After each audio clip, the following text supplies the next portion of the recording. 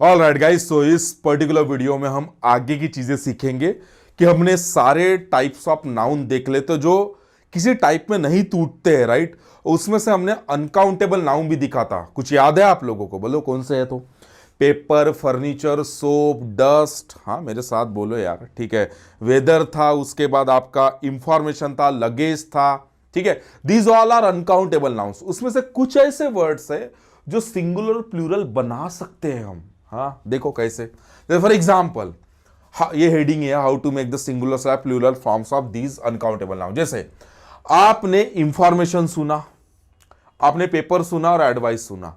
इनको आप अ या एन, पीस लगा के, ये नाम का वर्ड लगा के, पीस नाम का वर्ड लगा के आप उसको सिंगुलर प्लूरल बना सकते हो। जैसे for example, a piece of information, या one piece of information, one piece of paper, one piece of advice, a piece of advice. समझ में आ गया? यानी अ या वन, यहां पे तो एन नहीं लगेगा, अ या वन लगा के, पीस नाम का वर्ड लगा के ऑफ का कॉम्बिनेशन लाना बहुत ज्यादा इंपॉर्टेंट है, और उसके साथ आप सिंगुलर बना सकते हो।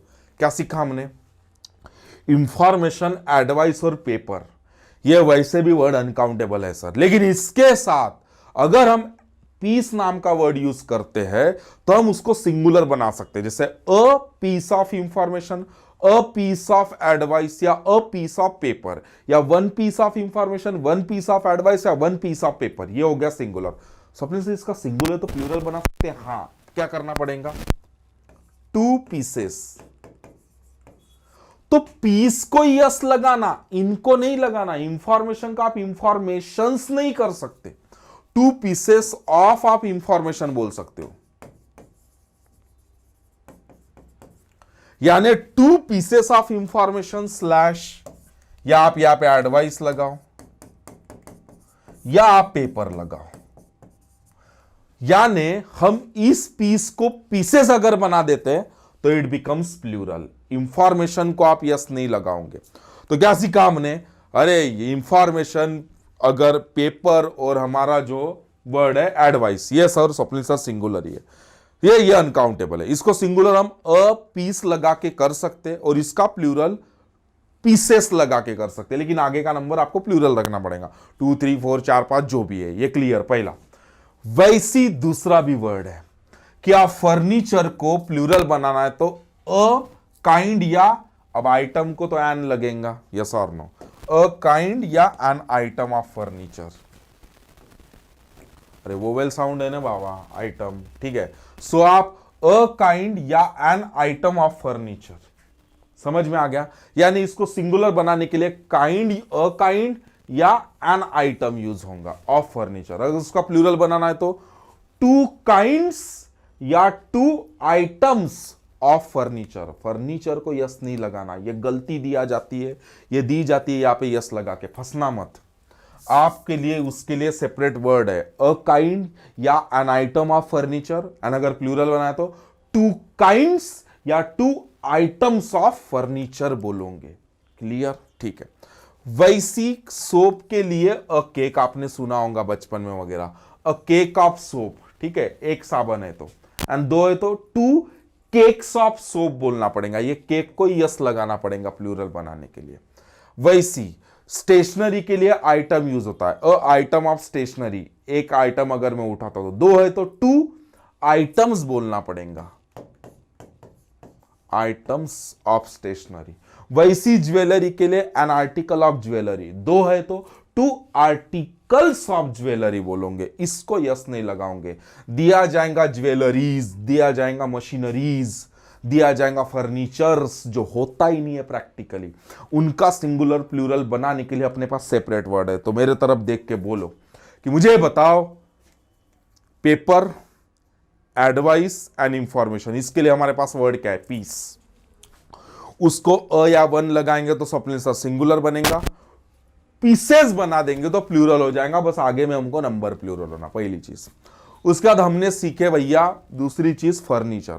फर्नीचर के लिए हमारे पास दो वर्ड है, काइंड है और आइटम है। अब सिंगुलर है तो काइंड है तो हम अ या वन काइंड बोलेंगे, काइंड ऑफ फर्नीचर। एन अगर आइटम यूज करना है तो एन या वन आइटम ऑफ फर्नीचर बोलेंगे। प्लूरल बना है तो वही काइंड्स बना दूंगा, वही आइटम्स बना दूंगा। वैसी ज्वेलरी के लिए article, an article of jewellery, two है तो टू आर्टिकल्स ऑफ ज्वेलरी बोलना पड़ेगा। वैसी स्टेशनरी का है तो उसके लिए तो आइटम यूज होता है।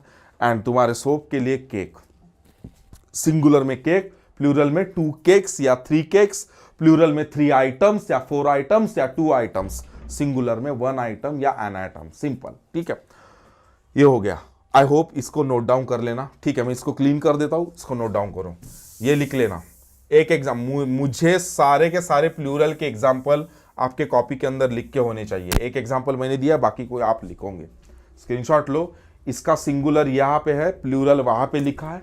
वैसे इसका सिंगुलर यहाँ पे प्लूरल लिखोगे, सिंगुलर यहाँ पे प्लूरल लगाओगे। 2 लगाओ, 2 और केक्स, ठीक है। और यहाँ पे सोप रहने दो, यहाँ पे 2 काइंड्स या फिर आइटम्स। वैसी यहां पे आइटम्स करोगे, आर्टिकल्स करोगे। प्लूरल बनाना है पक्का पक्का पक्का, ठीक है। चलो देखते नेक्स्ट। अब कुछ वर्ड्स है, देखो एडवाइस मैंने पहले के लेक्चर में डिस्कस किए थे। अनकाउंटेबल नाउन है, ये वर्ब है।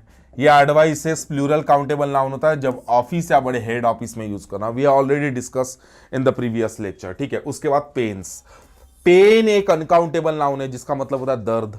लेकिन पेन्स अगर लगता हूं तो वो आपने ये प्लूरल काउंटेबल नाउन में लिखा है प्रयत्न, ठीक है। जैसे pains are needed to do to achieve maximum, ठीक है। Pains are needed to achieve maximum, बहुत ज्यादा प्रयत्नों की जरूरत पड़ती है अगर आपको कुछ बड़ा अचीव करना होगा तो। Pains are needed to do something in your life, बहुत सारे प्रयत्नों की हमको जरूरत पड़ती है अगर लाइफ में कुछ अलग करना होगा तो वो पेन्स है, प्रयत्न, प्लूरल काउंटेबल नाउन, ठीक है। वैसी मीन, अब मीन्स का आपने व्हाट डू यू मीन भी सुना है, तो वो मीन क्या एक वर्ब है। अब उसका सिंगुलर में वर्ब ऑब्वियसली यस लगेगा, प्लूरल में तो मीन हो जाएगा। लेकिन उसका नाउन फॉर्म भी होता है। मीन्स का मतलब होता है पैसे की आवक भी होता है और तरीका भी होता है। कब कब क्या होता है देखेंगे, ध्यान दो। अगर अ या एवरी के साथ आया, every means is needed to do something, यानी अगर अ या एवरी के साथ आया तो मीन्स तो यूज करना ही पड़ेगा, तब उसका मीनिंग होगा तरीका। हर एक तरीका जरूरत, हर एक तरीका इंपॉर्टेंट है कुछ इनोवेटिव करने के लिए। So every means is needed to do something innovative. Is आया वर्ब सिंगुलर, सब कुछ सिंगुलर, ठीक है। सिंगुलर नाउन यानी ये तो नाउन नहीं, यहां पे यही तो तुम्हारा वर्ड यूज होगा, यहां पे वर्ब सिंगुलर आ जाएगा। और वहीं पे आवक अगर आया मीन्स आर, तो मीन्स आर अगर आ डायरेक्ट आ, means are needed to do something in life, यानी पैसे की आवक बहुत ज्यादा इंपॉर्टेंट है, तो यहां पे प्लूरल आएगा।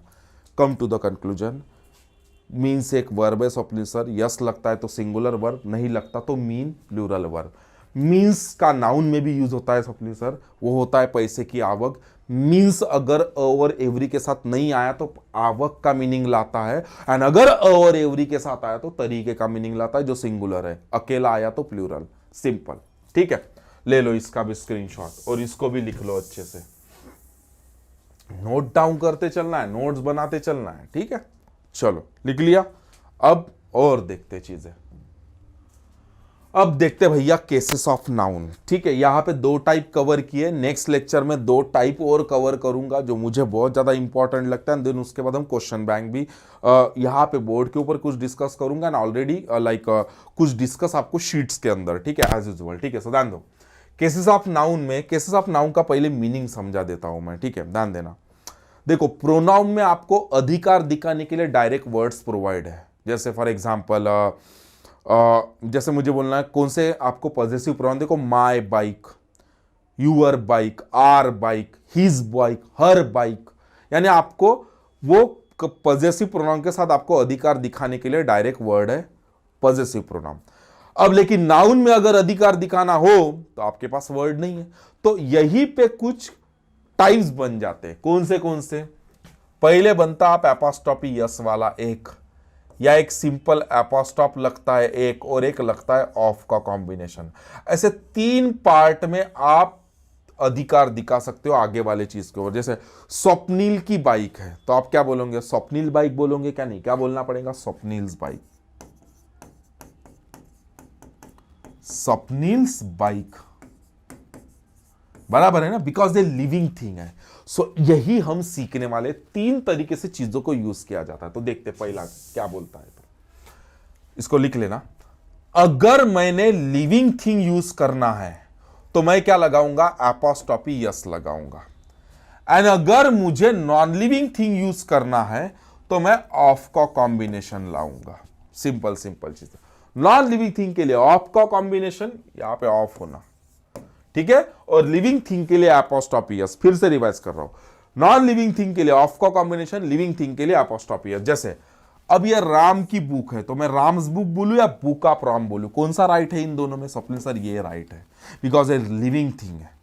अब सेंटेंस ऑफ बुक बोलूं या बुक सेंटेंस बोलूं, अब देखो सेंटेंस ऑफ बुक ये नॉन लिविंग थिंग है तो यहां पे ये वाला राइट है, ये वाला रॉन्ग है। तो क्या पता चला, नॉन लिविंग थिंग आती है तो ऑफ का कॉम्बिनेशन है books of sentence, books of sentence. आपको सेंटेंस ऑफ बुक बोलना पड़ेगा कि बुक का जो सेंटेंस है, तो उस हिसाब से आप बुक सेंटेंस नहीं बोल सकते।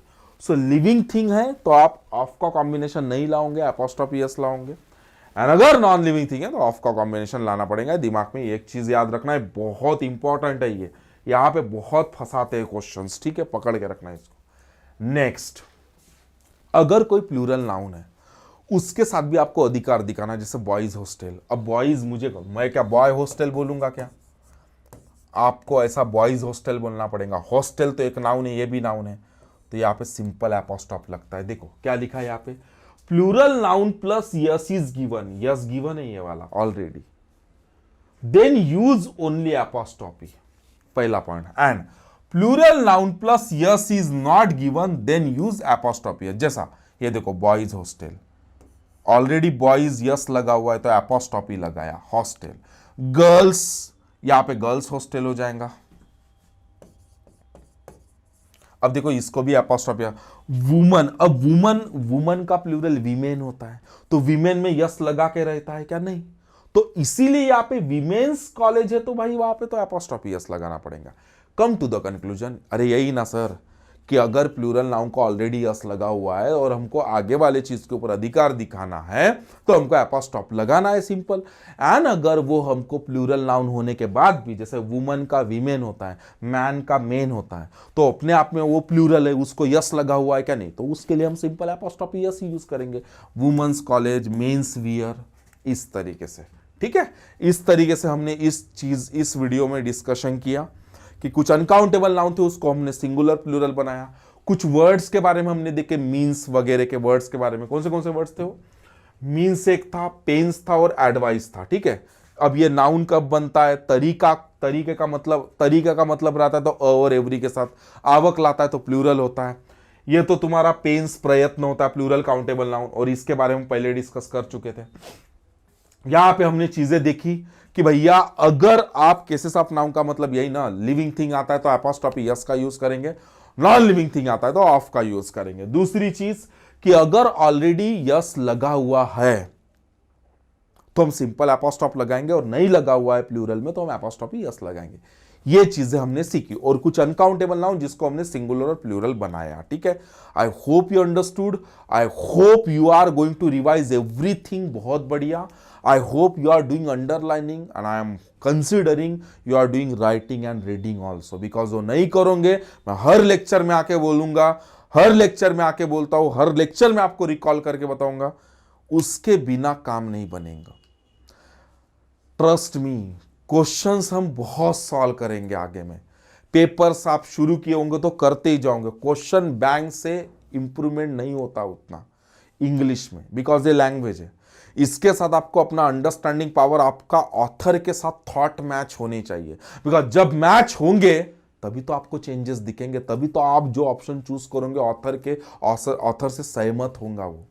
तो इसी के लिए रीडिंग, थॉट पावर वाली इफेक्टिव रीडिंग और राइटिंग शुरू रखना, और अंडरलाइनिंग से आपका ग्रामर प्रैक्टिकली बनना शुरू रहेगा। I hope you understood, I am hoping that you are enjoying the every moment of preparation. That is the best approach, और वही चीज है जो हमको प्रिपरेशन में लीगसी के साथ कंटिन्यू करना है। ठीक है, I meet you in the next lecture. अगले लेक्चर में हम इसके और 2 टाइप है वो सीख लेंगे, एंड देन क्वेश्चन बैंक सीखेंगे। इस तरीके से अपना नाउन खत्म हो जाएगा। ठीक है, चलो मिलता हूं नेक्स्ट लेक्चर में।